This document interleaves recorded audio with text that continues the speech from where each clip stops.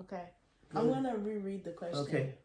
What aspects of Black culture, tradition, or heritage do you feel has been lost or weakened in this community over time? Well, I would say it's appreciation for what has gone on before, Mm-hmm. before the young people, even before me. I didn't even have appreciation for that. Even Yeah, now, me I'm too. still learning. Like my master's degree was on sex and race in America. So I Mm-hmm. had to study about, sex, like the slavery and how slaves came in.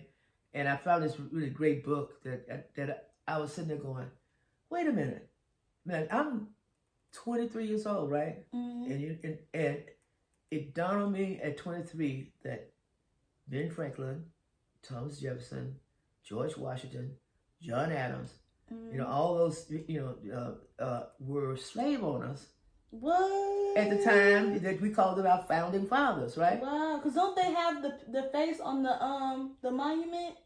Yeah. You know who I'm talking about? Oh, you mean on Yeah, the rock thing. they have some of them on there. They have Yeah. George Washington and I think Roosevelt. Who else? Maybe Lincoln. Mm-hmm. But those men who came over from England were slave owners. Wow. And it was never taught to me well, I came from Mississippi, so they always lied to us. But it was never taught to me that they were slave owners. They were great men. They were founding fathers. Benjamin Franklin, who we, praised because of electricity and all that, he wrote a uh, dissertation on that we must keep this country white man's country. We cannot, and that's how we got miscegenation. Is that they made it illegal. They noticed white men was getting interested in black men, slaves, so that they created a law that if a white woman was was associated to any kind of black slave, because they didn't consider them men, they considered them animals at the time. Right. That they had they had a right to kill the women, or if they had babies, for sure kill them and the baby. So, but they made a law, to get the sexual divide. That's why we had, the books that, the last state to take off miscegenation, it was illegal to marry, mixed marriage, right? Was Indiana in 1965. Indiana was the last state to do it in 1965. And I was, how old was I then? I was 18 years old then. So I was still alive when they, from laws that made back during the time that, the founding fathers was here. So that was the thing that really stunned me. Like, wow, like I didn't, like I'm praising slave owners, so that's really what we even out here now on TV, the founding fathers wrote the Constitution. But slave owners wrote the Constitution, right? Yeah. Who happened to be the founding fathers. So that was my, I had to always remember that. But then again, they wrote the Constitution. They said all men are created equal, right? At that time, they didn't consider black people men or women. Yeah. So they didn't include us in that, and they didn't say women. Yeah. So the white women lied of it too. They say men and women. They said all men. So, and you think of it as, oh, they mean everybody. No, they meant white men. Yeah. White slave owners who were rich, who had wealthy, were able to have, to buy slaves and own slaves and do whatever they did with slaves. Even white people came over as indentured servants, and they had to serve, from England, and they had to serve a particular time, 6-7 years, and then they had their freedom. But they were just as much as a slave as, but not treated as badly, but it was treated bad, So when I did that, I'm 23 years old and I'm discovered this is our history, and it's been following us for a long time. I knew Fannie Lou Hamer. I knew, my mother worked for Medgar Evers. The Edward Henry, you probably never heard of him. He's a Mississippi, civil rights activist. He was the pharmacist in the town next to me where I went to school. He was a pharmacist. He owned a pharmacy. He was very active in this civil rights movement with King and everybody else. So there's certain people I didn't, I knew of and knew of them, I met them, and so, but that's not the energy now. It's just sort of everybody's into themselves. For the best I can tell, is that they're into themselves, and there's nothing wrong with that. But also realize it's something outside of themselves, as well as themselves. You know, like it's good to be into yourself, but you know, you got a world out there that you got to take notice of. You know, and there's a contribution that world can make to you. You know, so and I had the privilege of working with different types of people all over the world, and different kinds of people. You know, when I was doing a consultant for this foundation, I worked with a lot of tribal communities. So I learned a lot about tribal, tribunal councils, and how different Native American communities work, are the first people here that only the people who originally here. You know how they work, and how the different tribes, and how many nations there are. You know, we only have Jesus. Every state got a nation. You know what I'm saying? Got some nations in there. My life was enriched by knowing, more about the United States than just my little community of Alligator, Mississippi. You know. Yeah. Wow. Thank you so much for sharing. Yeah. And do you have any final words, or do you want to leave the audience with anything? Any words of wisdom? I don't know if I'm wise. I don't know if I'm wise or not. I guess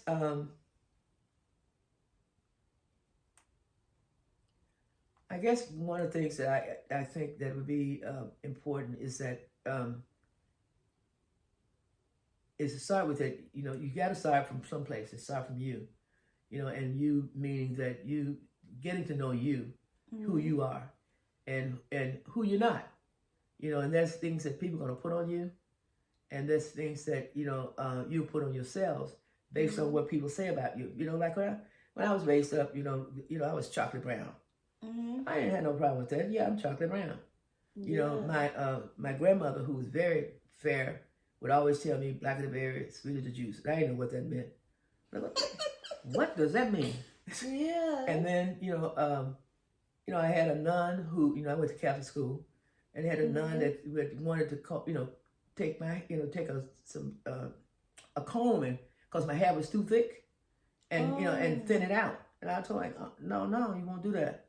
And that because she thought that I, and when I was in graduate school, the dean of the school called me in and said I laughed too loud, and I protested too much, and I needed cooling if I wanted to get my graduate degree.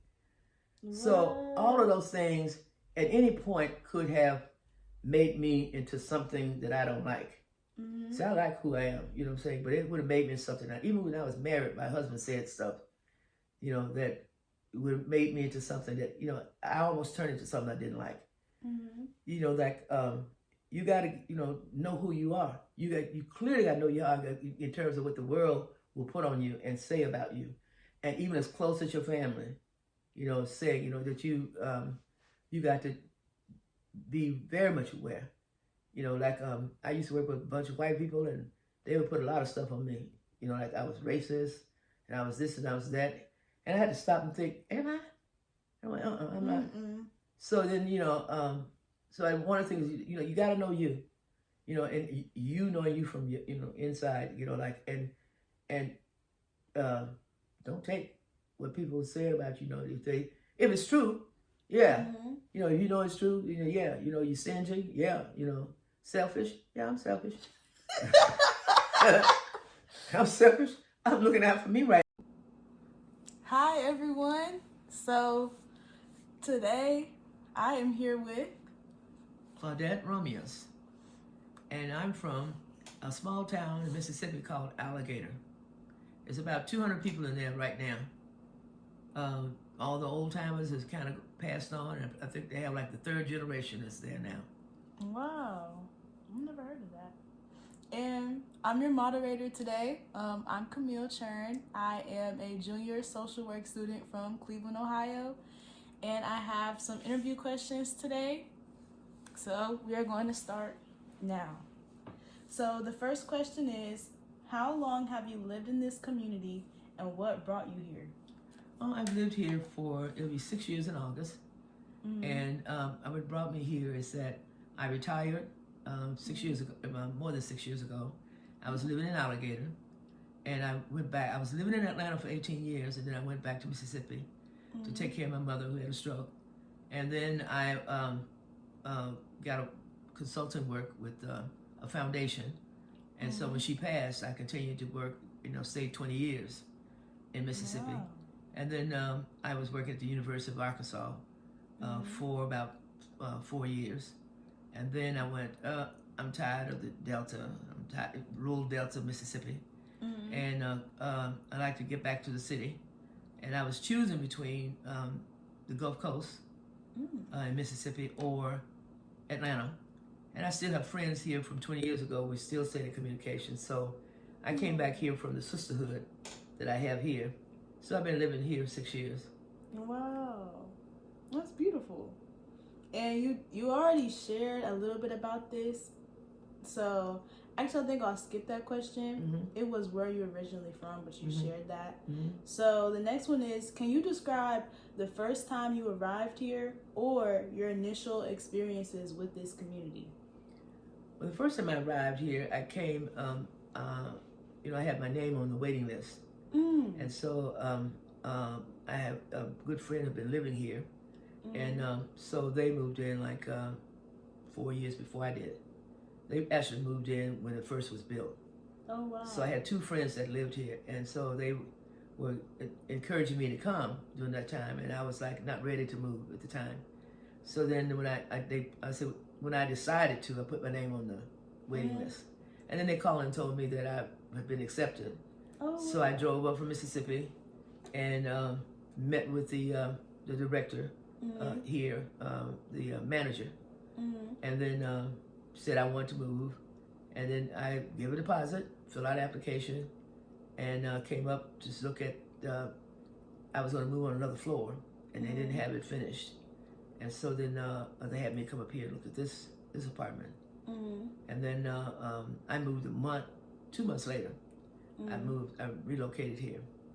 Oh, So wow. my experience of the assistant manager, they were pleasant.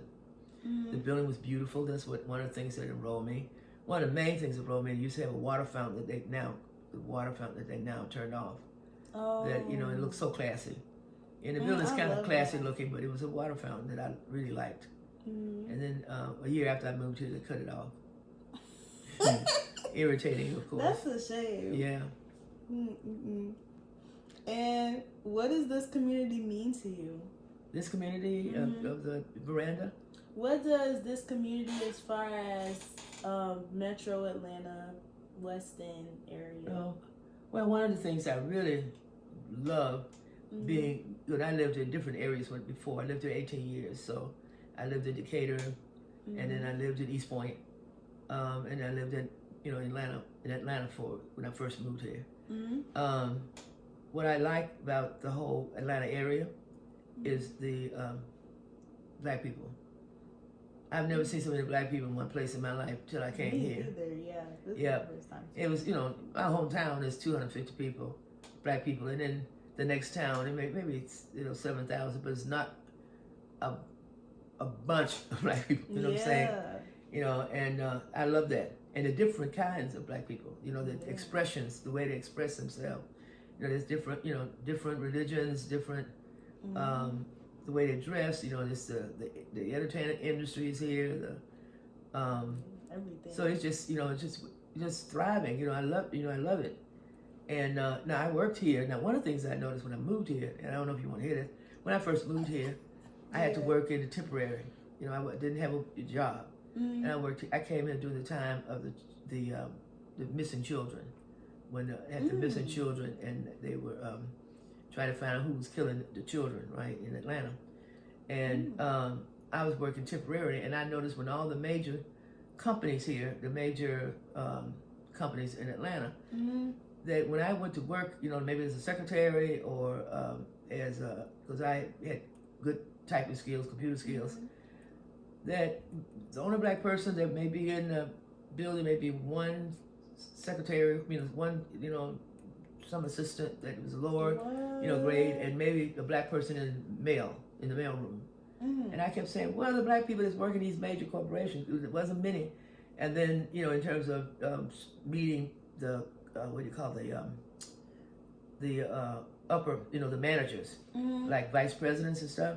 Maybe one, and it was always in some place that really did make a difference, like Wow. community work or and I could where are the black people in these major companies, and then Wow. then I came, got more acclimated and saw black people on their own businesses and Mm-hmm. and thriving and doing really well, and but they were not in these major white companies.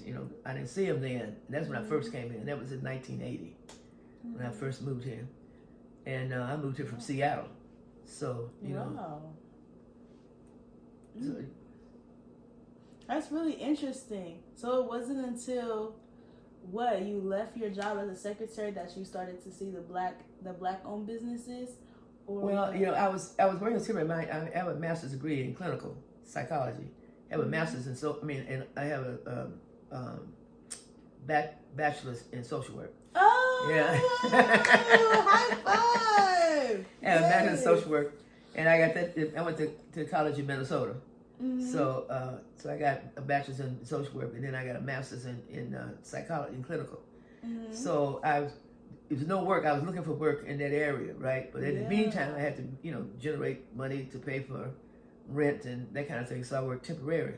So whatever they sent me, I did it. I did the work. Oh. So they sent me to a trucking company, and I was working in a trucking company doing, working Wow. in a dirty area. But whatever they sent me, I was working until I got a job, and I was working with the Missing Americans Children in that program they had afterwards.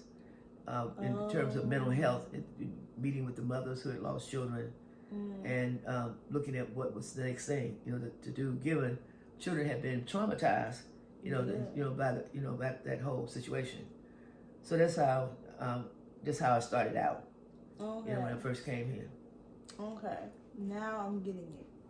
And how would you say that being in Atlanta? Actually, I'm gonna shift this a little bit. Okay. So, what about the community have you saw over the course of you being here? What did they value when you were younger, and that they may or may not still value today? And how do you see values shifting?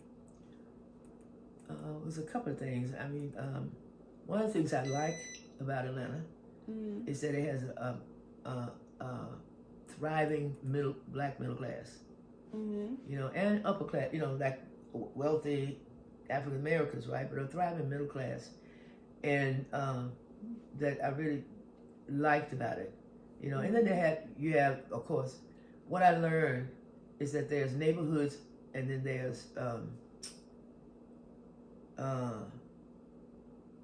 I guess Atlanta's divided by neighborhoods.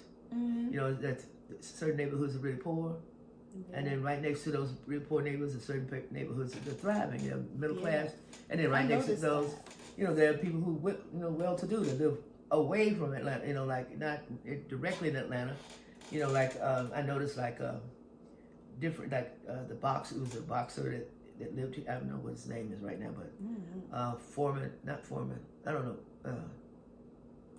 Holyfield. At the time when I came in, he had this real immaculate place that he was living in, and then some other entertainers in the area that live here have beautiful homes, and then the churches. I went to different churches to see where I wanted to go, and then they had the mega churches that I didn't particularly care about, and then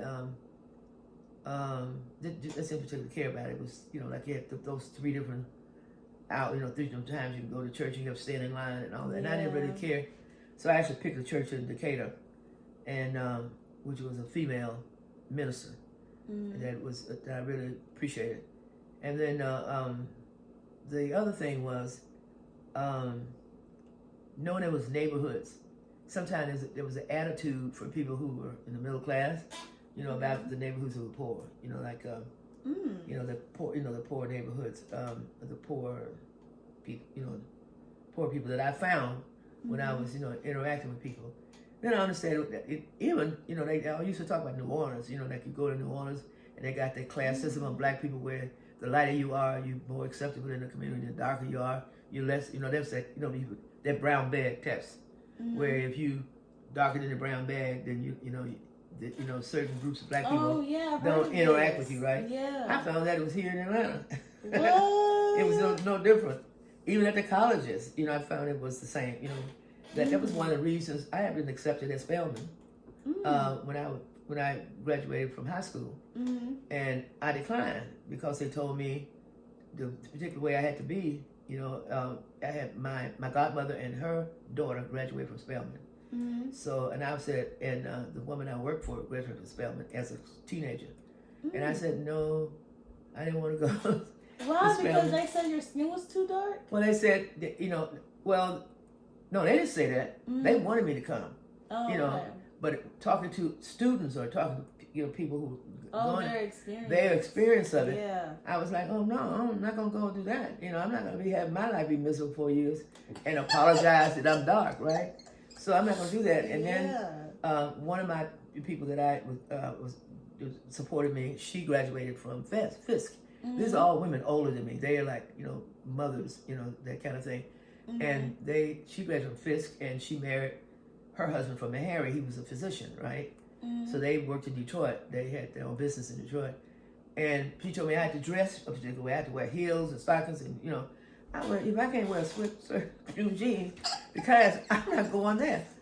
So I didn't go there either, because it's a certain way black people are. I'm not saying it's wrong. It's just wasn't my style.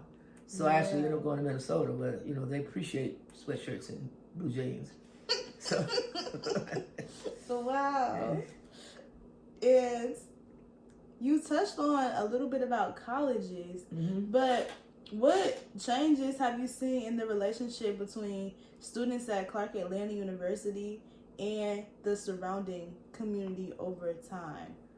I don't know how they are right now here. I just, one of the things that I, when I moved here, I appreciate about being on Clark Atlanta campus is the students, watching, the students, and that I'm right near the stadium, so I hear the band practice all the time.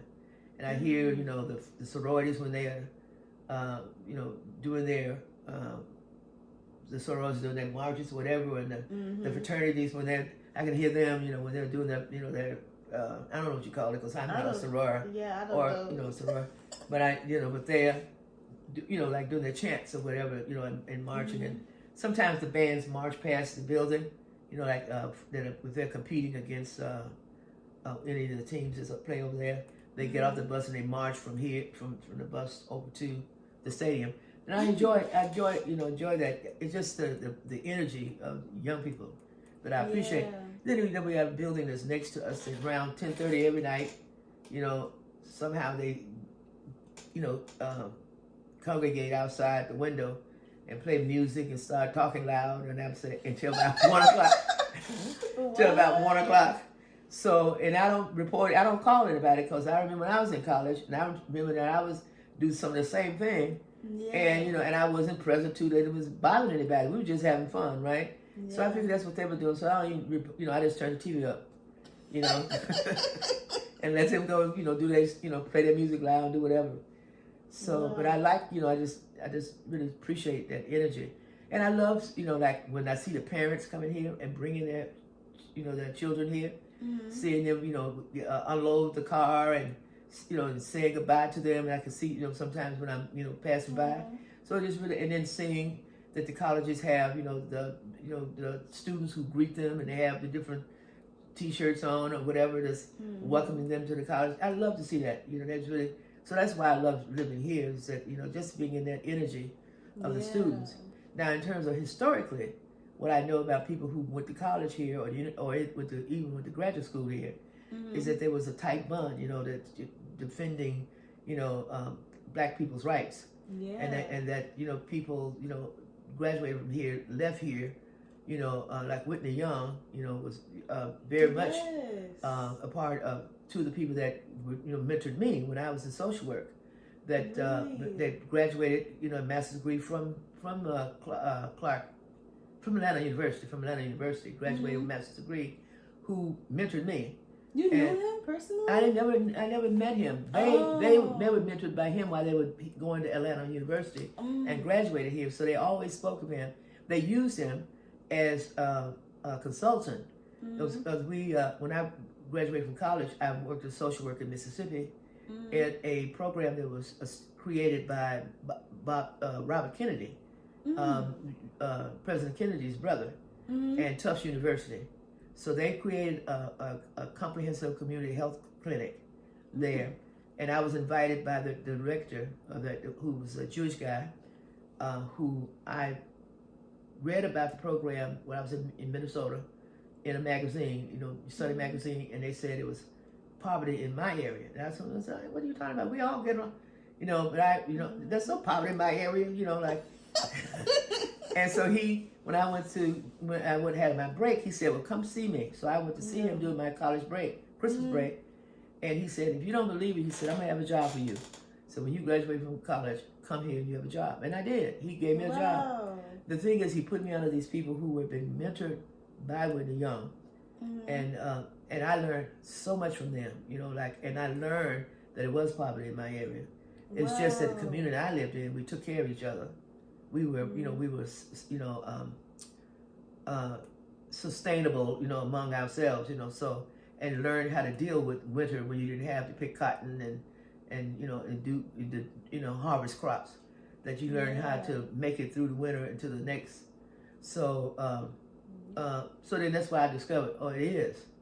And I need to wake up to it, that it is, that we have people who are starving, who live in poor conditions, who, don't know, what to do, that listen to the white man rather than listening to us. When we come out and tell them what to do, the white Mr. Charlie said, well, you need to listen to Mr. Charlie because he's not in your behalf. He's not, So, and I developed from that. And out of my experience there, it was a woman who used to be, she was a Jewish woman, used to be the president of the American Psychological Association, that came down to work. She came down there to work with Dr. Geiger, who was the executive director. It's called Tufts Delta Health Center, and it's through Tufts University in Boston. So she came down to help build that psychology department, and I worked with her sometimes, to help her with some of the things she was doing. She got me the entry into the University of Washington. She got me in, and she said, you're going to University of Washington. I went, no, I'm going to stay here. I'm going to get my master's in social work. She said, no, you're going to the University. Wow. So that's why I went to University. I got to Seattle. So I went to University of Washington, Seattle. Oh, wow. So that's how you got there. Yeah. And I lived there 10 years. After I graduated, then I was working with the drug program. And I was doing a turnaround. They were about to shut down. So then I stepped in and did a turnaround it is still in existence today. Wow. Yeah. Wow. So cool. Yeah. And then this is the last question. So what aspects of Black culture, tradition, or heritage do you feel has been lost or weakened in this community over time? Well, it's appreciation for who's gone. All right. Okay, do you need the light on? Oh, yeah, that would have been a good